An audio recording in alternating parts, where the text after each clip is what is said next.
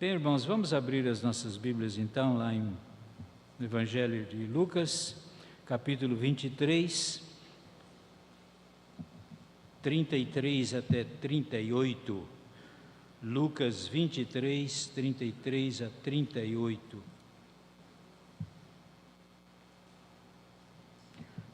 A palavra de Deus diz assim: quando chegaram ao lugar chamado Calvário, ali o crucificaram, bem como aos malfeitores, um à direita e outro à esquerda. Contudo, Jesus dizia: Pai, perdoa-lhes, porque não sabem o que fazem. Então, repartindo as vestes dele, lançaram sortes. Então, repartindo as vestes dele, lançaram sorte. Eu queria ler somente esses dois versículos. Meus irmãos, embora eu entenda que tudo já está consumado, embora eu entenda que um luminoso amanhecer já estava à espera daquele que enfrentou as trevas da cruz em nosso lugar, morrendo por nós, parece que eu não consigo me livrar do som daqueles pregos sendo fixados na cruz. Eu não consigo apagar da minha mente, da minha memória, a aparência mortal daquele que sofreu por nós ao ser pregado na cruz do Calvário, principalmente aquela aparência descrita pelo profeta Isaías. Talvez não devamos jamais apagar das nossas mentes a sua aparência realmente. Como devemos saber, irmãos, as últimas palavras de uma pessoa são frequentemente palavras de grande importância. Quando a pessoa expressa as suas últimas palavras, seus últimos desejos, aquilo que está dentro dos seus corações. No caso de nosso Senhor Jesus Cristo, isso certamente se reveste de um valor ainda maior, mais importante. Antes de Jesus dar o seu último suspiro naquela cruz do Calvário, ele fez 7 declarações extremamente importantes, extremamente significativas, que ficaram conhecidas como as 7 palavras da cruz. Seria muito importante, irmãos, a gente ouvir bem de perto cada uma daquelas declarações, porque nelas estão escondidas verdades eternas que nós não podemos, ou pelo menos que nós não devemos ignorar. Quais são as 7 palavras ou as 7 frases da cruz? Primeiro foi essa: Pai, perdoa-lhes, porque não sabem o que fazem. Segunda foi: hoje mesmo estará comigo no paraíso. Terceiro foi: mulher, aí está o teu filho. E dirigindo-se ao apóstolo João: aí está a tua mãe. Quarta foi: Deus meu, por que me desamparaste? A quinta foi: tenho sede. A sexta foi: está consumado. E a sétima foi: em tuas mãos entrego o meu espírito. Cristo ficou pendurado na cruz, como nós sabemos, durante 6 horas antes de morrer, das 9 horas da manhã até as 3 horas ou as 15 horas, da tarde. Das 9 horas até as 12, o dia estava claro, normalmente, mas ao meio-dia a Bíblia diz que uma escuridão assustadora tomou conta da terra, e do meio-dia até as 3 horas da tarde, essa escuridão permaneceu sobre a terra. Esses dados são importantes porque as 7 últimas palavras de Cristo se encaixam dentro de 2 grupos. As 3 primeiras palavras foram proferidas quando o dia estava ainda claro. As outras 4 depois que a escuridão cobriu a terra. As 3 primeiras palavras se relacionam a outras pessoas, as últimas 4 se relacionam ao próprio Cristo.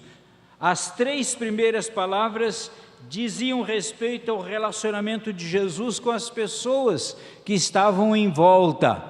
As últimas 4 diziam respeito ao seu relacionamento com Deus.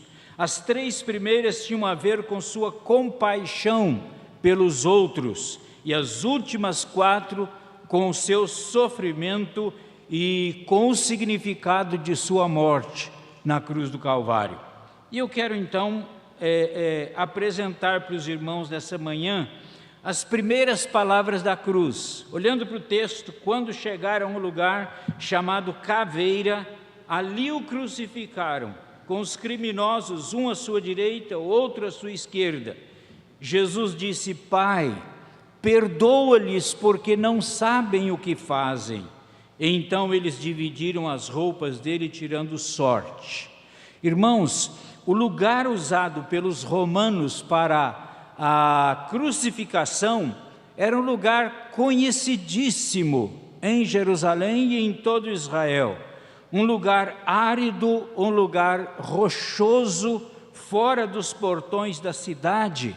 Era um lugar tão notório que tinha um nome próprio, né? O nome era Caveira, ou Crânios, no grego. Na língua hebraica era chamado de Gólgota, e no latim era chamado de Calvário.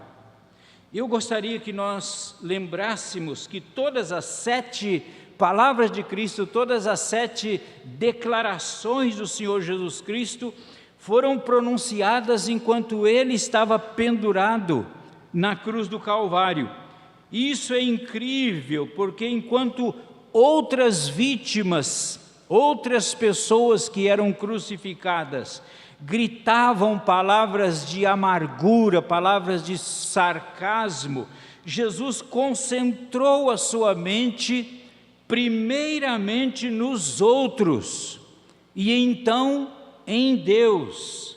Mas o mais incrível é que suas primeiras palavras foram palavras bondosas, expressão de perdão, mesmo depois de tudo que ele havia passado. Não podemos sequer imaginar, irmãos, toda a emoção, toda a dor, todo o sofrimento, tristeza que ele passou, mas ao menos nós podemos tentar. E eu creio que esse deveria ser o resultado de uma profunda apreciação, reconhecimento e compreensão do que nosso Senhor e Salvador sofreu em nosso benefício. Ladeado por 2 criminosos insensíveis, né? Um à direita, outro à esquerda, o Filho de Deus sem pecado estava pendurado com as mãos e com os pés pregados numa rude cruz.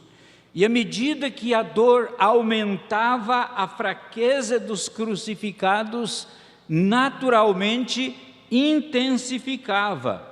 Visto que Jesus foi espancado e visto que ele estava sem comer desde a noite anterior, quando esteve ao redor da mesa com os seus discípulos, isso acontecera 14 horas antes da crucificação, ele deve ter sofrido mais que os outros que estavam pendurados com ele naquele lugar.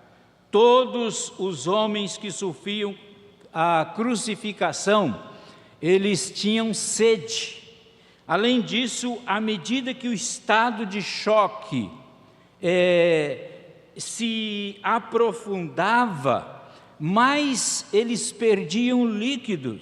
Diante de tudo isso, nós temos 2 observações interessantes. Primeiro, apesar do enorme desconforto, apesar da indescritível dor, Jesus proferiu palavras de genuíno perdão na cruz.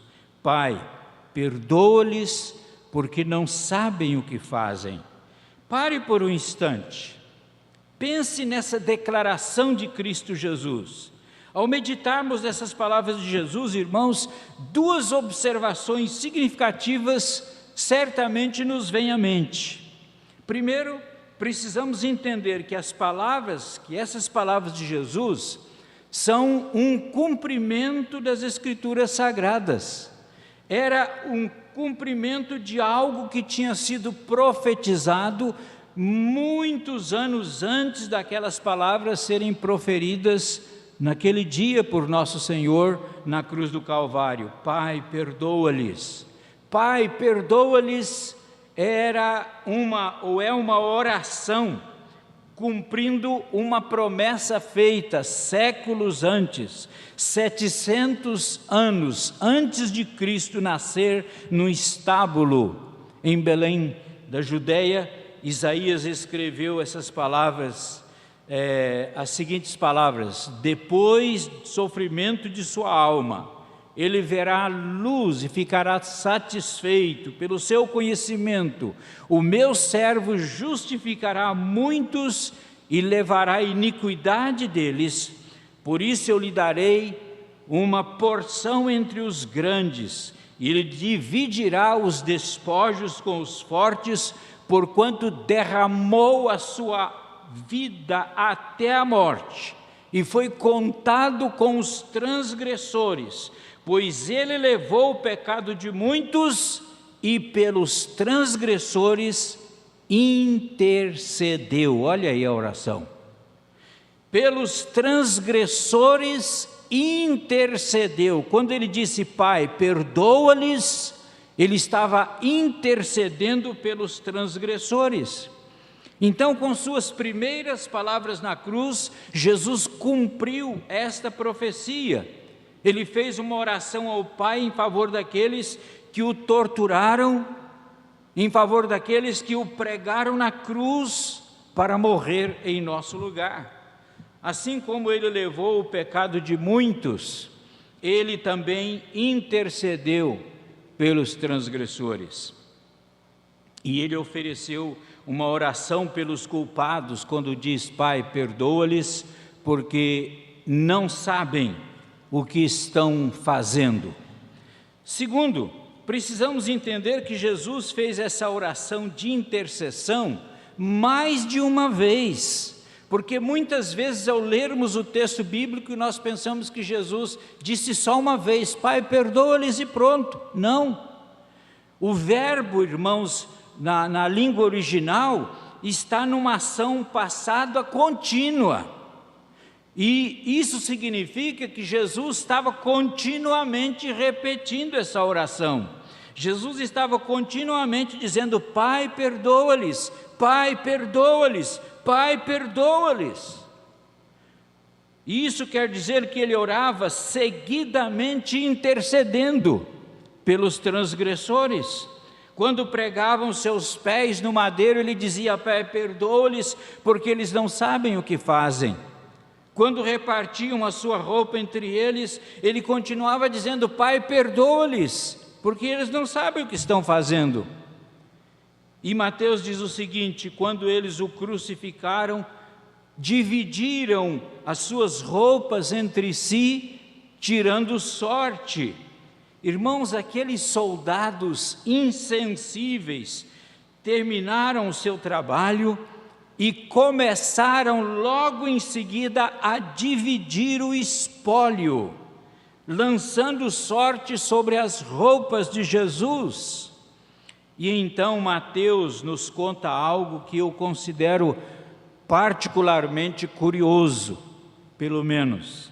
Mateus diz assim, sentando-se, eles vigiavam-no ali. Mateus 27, 36.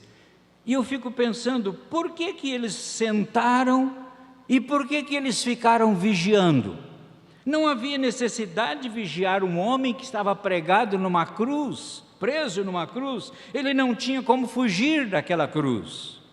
Eu creio que quando Jesus expressou a sua oração, lá pela segunda ou pela terceira vez, dizendo, Pai, perdoa-lhes, aqueles soldados foram despertados, ou tiveram a sua atenção despertada. Aos ouvidos daqueles homens, eles estavam acostumados, né, a ouvir amargas maldições, palavras de xingamentos e de tudo mais, de suas vítimas. Seus corações eram insensíveis aos clamores daqueles que estavam sofrendo, daqueles que estavam morrendo, mas eles nunca tinham ouvido palavras como estas de alguém morrendo na cruz e dizendo: Pai, perdoa-lhes, perdoa-lhes. Eles pararam as apostas, olharam para cima e eles continuaram a observá-lo, diz a palavra de Deus. Meus irmãos, eu creio que somente quando nós estivermos no céu, poderemos conhecer os frutos desta oração de Jesus. Mas há uma pessoa a respeito da qual se especula, e é só especulação, mas vale a pena citar, é o centurião. Talvez essas palavras de Jesus tenham representado o primeiro vislumbre de esperança para aquele soldado romano, permitindo que ele fosse salvo, porque segundo a tradição, aquele centurião se converteu a Cristo.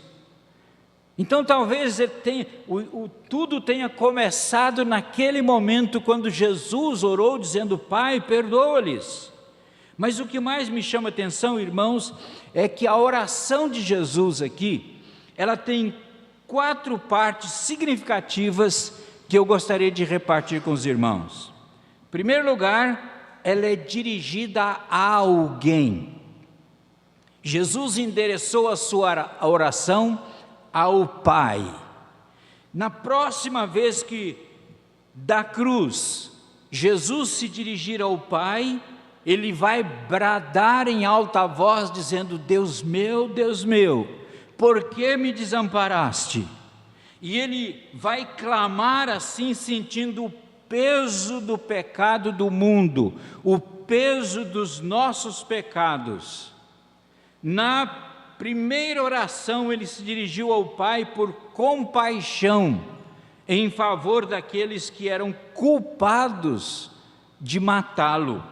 Depois ele clamou na escuridão, quando a comunhão entre Deus o Filho e Deus o Pai foi quebrada pelos pecados do mundo, pelos nossos pecados. Até aqui Jesus nunca havia pedido ao Pai para perdoar ninguém. Jesus nunca pediu ao Pai para perdoar ninguém, até aqui. Ele algumas vezes perdoou, ele mesmo concedia perdão.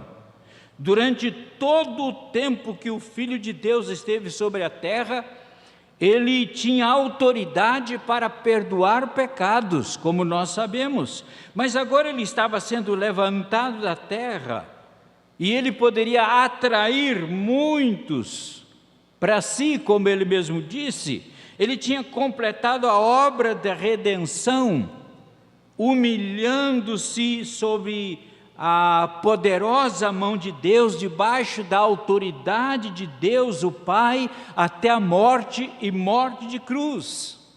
Então, irmãos, primeiro Jesus dirige a sua oração à pessoa certa, dirige a sua oração ao Pai: Pai, perdoa-lhes. Segundo, ele pede especificamente, ele tem um pedido específico. Qual que é o pedido? Perdoa-lhes. Isso é um pedido incrível. Imaginem se enfiasse uma coroa de espinhos na sua cabeça. Imaginem se tirassem toda a sua roupa e te deixasse completamente nu na frente de todas as pessoas. E imaginem se te espancassem brutalmente, inúmeras vezes, até o ponto de deformá-lo, como fizeram com Jesus. Imagine se enfiassem pregos em suas mãos e em seus pés, e finalmente se te colocasse numa cruz. Seja honesto, você faria essa oração dizendo: Pai, perdoa-lhes?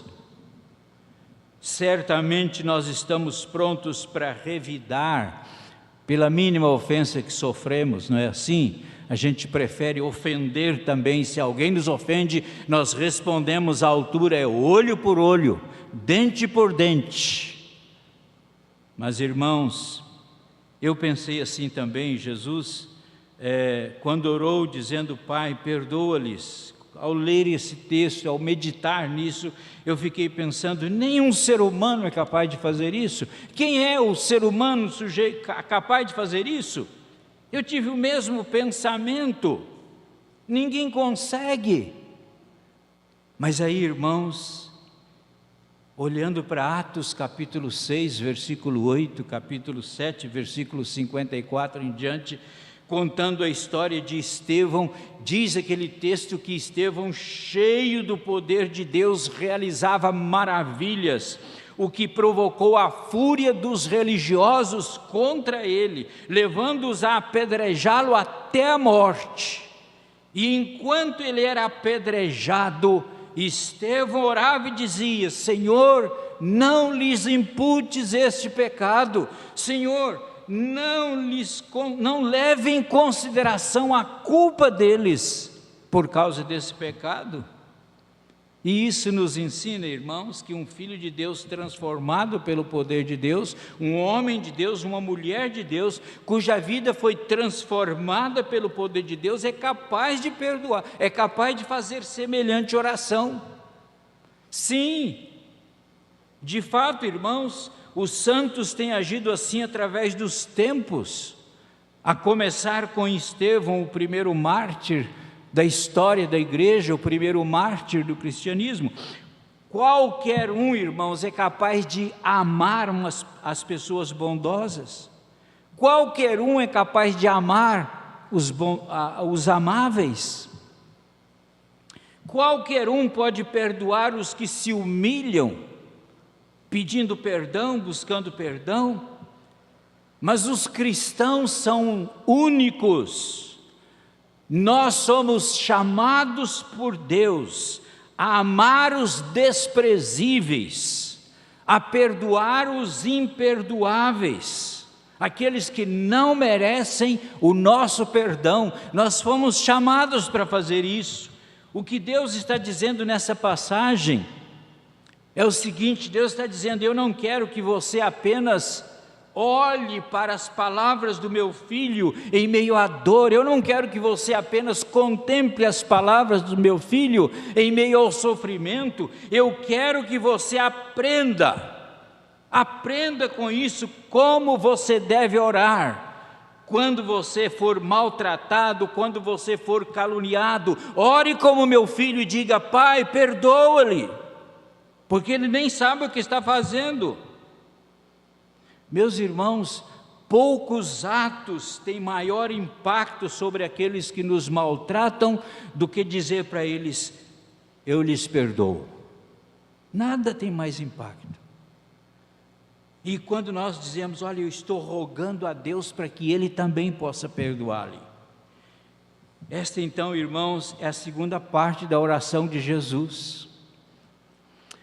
Terceira parte da oração de Jesus diz respeito ao objeto da sua oração.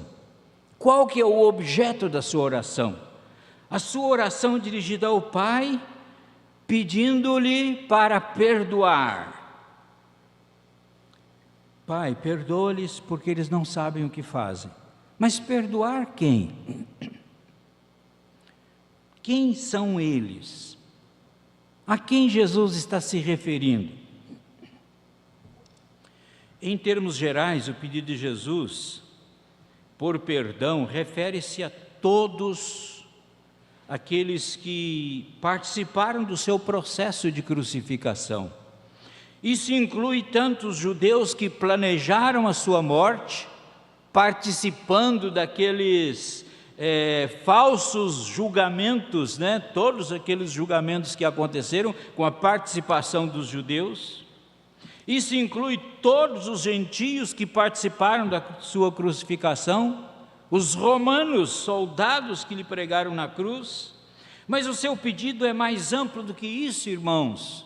Inclui a todos nós, O mundo inteiro, ao longo de toda a história, porque foi por nossa causa que ele foi pregado na cruz do Calvário, foi por sua causa e por minha causa que ele morreu. Em outras palavras, nós participamos da crucificação do Filho de Deus. Agora, naquele momento especificamente, ele estava se referindo aos soldados romanos que o torturaram, que o crucificaram. É por isso, irmãos, que não me admiro daqueles soldados terem parado para ouvir a sua oração.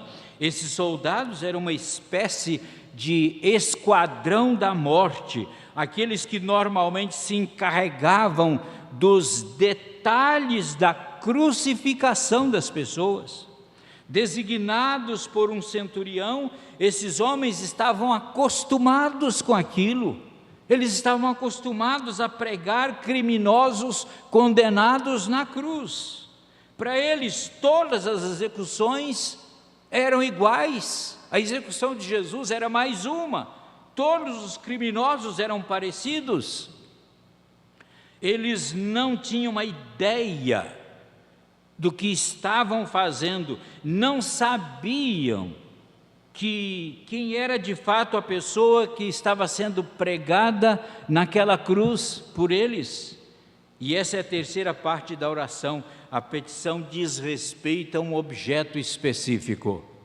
E a quarta parte, isso nos leva à quarta parte da oração de Jesus, é o motivo da oração. Qual o motivo da oração? Pai, perdoa-lhes. Mas por que perdoá-lo? Perdoa-lhes por qual motivo? Porque eles não sabem o que estão fazendo. Perdoa-lhes porque eles não sabem o que estão fazendo.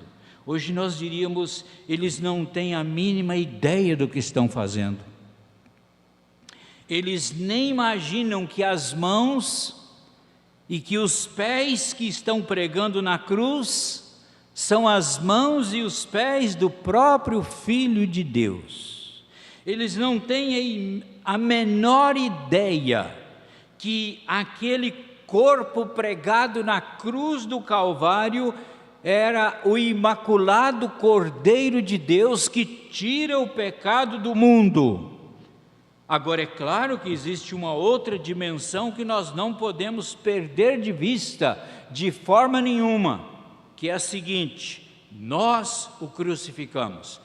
Eu o crucifiquei, você o crucificou. Espiritualmente falando, nós participamos daquela cena horrível. E sabemos disso por quê? Porque alguns anos mais tarde, o apóstolo Paulo vai apresentar esta outra dimensão quando escreve a sua carta aos Colossenses capítulo 2. E ele diz: quando vocês estavam mortos em seus pecados, na incircuncisão de sua carne, Deus os vivificou em Cristo. Ele nos perdoou todas as transgressões e cancelou o escrito de dívida que consistia em ordenanças e que nos era contrário. Ele o removeu completamente, pregando-o na cruz. Isso nos mostra, irmãos, que quando Jesus, o Senhor, pediu ao Pai que perdoasse, Ele também pensou em nós.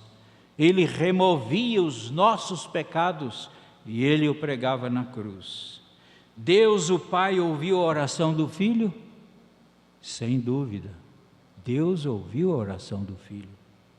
É por isso que todos nós temos acesso ao perdão de Deus através do sacrifício, através da morte do seu Filho na cruz do Calvário. Ai de nós se Deus não tivesse ouvido aquela oração.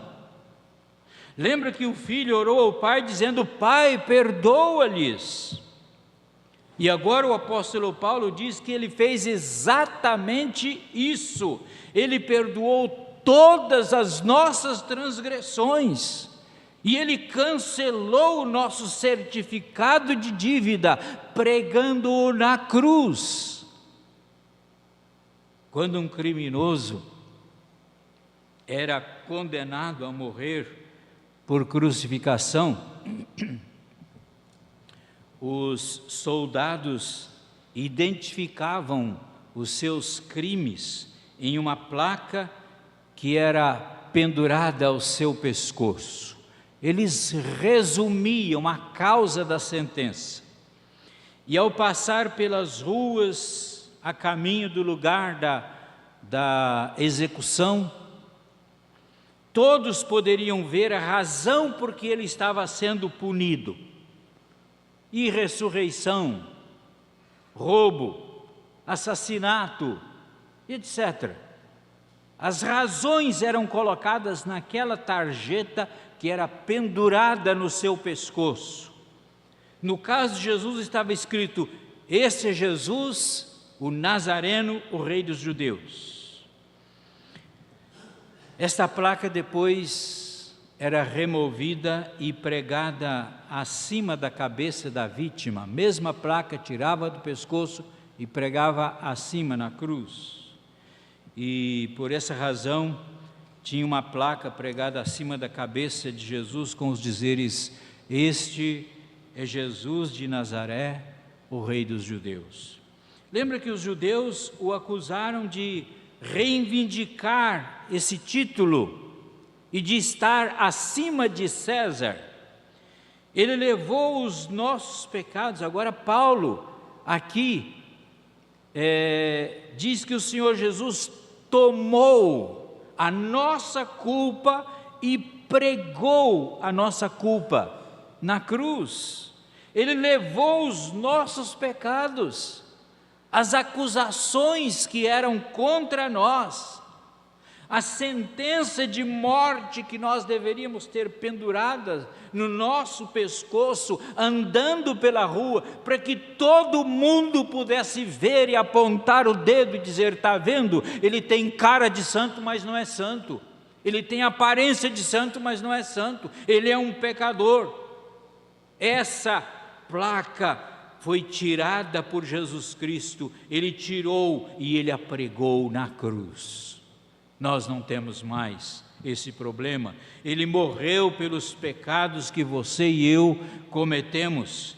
E, meus irmãos, nosso Senhor não proferiu palavras vazias.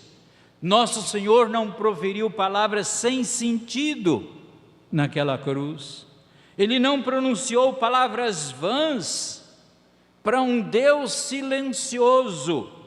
Ele disse: "Pai, perdoa-lhes". E nós podemos dizer pelo contexto bíblico que o Pai respondeu dizendo: "Eu os perdoo, eu os perdoo". Desde que Ele levou os nossos pecados na cruz, nós fomos totalmente perdoados. Louvado seja Deus por isso. Isso significa que fomos capacitados a viver de uma forma diferente do que vivíamos antes de Cristo. Agora nós temos o poder de nos despir do pecado, nós temos o poder de nos despir das influências da carne e nos revestir de profunda compaixão, bondade, humildade, paciência e etc. Agora nós temos o poder de suportar uns aos outros e perdoar uns aos outros como Deus em Cristo nos perdoou, diz o apóstolo Paulo. Nós podemos fazer isso. Paulo diz: fomos revestidos de compaixão, bondade, humildade, mansidão, e que devemos perdoar uns aos outros, como Deus nos perdoou em Cristo Jesus. Agora veja essa lista e responda sinceramente, pensando, quem sabe, na semana passada. Pense na sua vida na semana passada, semana que terminou, ontem. Você tem se mostrado compassivo? Você tem se mostrado bondoso? Você tem se mostrado humilde? Você tem se mostrado manso? Você tem se mostrado paciente? Você tem se mostrado tolerante, amoroso, pronto para perdoar? Nosso Senhor Jesus Cristo voluntariamente se entregou, voluntariamente se entregou para ser o cordeiro sacrificial de Deus, apresentando-se para morrer por nossos pecados. Foi por nossa causa que ele foi desprezado. Foi pelos nossos pecados que ele foi abandonado. Foi por nossa causa, por tudo que fizemos, que ele foi um homem de dores. Ele experimentou sofrimento. Toda a dor que Jesus passou, ele passou por nossa causa. Quem merecia toda aquela dor era a gente. Ele tomou o nosso lugar. A Bíblia diz que ele não cometeu pecado, nem dolo algum se achou em sua boca, mas na cruz ele se fez pecado em nosso favor. Ele nos tinha em seu coração quando pediu ao Pai para nos perdoar, porque nós não sabíamos o que estávamos fazendo. Que maravilhosa graça de Deus, irmãos. Embora pecássemos em absoluta ignorância, não tendo ideia das consequências do nosso pecado, Deus graciosamente nos perdoou. Deus continua perdoando. É por isso que nós temos pessoas que são salvas todos os dias. É por isso que Ele vai recolhendo aqueles que lhe pertencem pela graça. Porque Ele perdoa, Ele continua perdoando. Isso me faz lembrar, irmãos, uma história incrível que eu li, fiquei impressionado. Resumindo, eu queria passar um resumo, a história de como o Evangelho de Cristo chegou na Coreia do Sul. Os irmãos sabem que a Coreia do Sul hoje tem mais de 50% da população evangélica. Graças a Deus por isso. Como é que o Evangelho chegou naquele lugar tão difícil? Em 1886, um missionário galês, um homem que falava chinês, ele descobriu que o idioma coreano é parecido com o idioma chinês, é similar ao idioma chinês. Como sentisse um peso no seu coração pelo povo da Coreia, esse missionário chamado Thomas embarcou em um navio com algumas Bíblias e literaturas evangélicas. Ele embarcou nesse navio americano que navegava para a Coreia. Tragicamente, quando o navio aproximou-se da Coreia, um sério conflito irrompeu entre os coreanos e a tripulação americana. Naquela batalha, o navio foi incendiado e toda a tripulação, todos que estavam a bordo, morreram, menos o Thomas, que chegou cambaleando na praia, com um monte de Bíblia nos braços, e jogou aquelas Bíblias na areia. Ele jogou a Bíblia na areia, enquanto que os enfurecidos coreanos o espancaram até a morte. Ele também morreu ali naquele dia. Eles não sabiam o que estavam fazendo. Eles não sabiam. Mas foi assim que o Evangelho chegou na Coreia. E Deus perdoou. E hoje mais de 50% da população da Coreia do Sul é constituída de evangélicos, porque Deus perdoou, porque Deus continua perdoando, bondosamente Deus continua perdoando, perdoando e perdoando. Pai, perdoa-lhes, porque eles não sabem o que estão fazendo.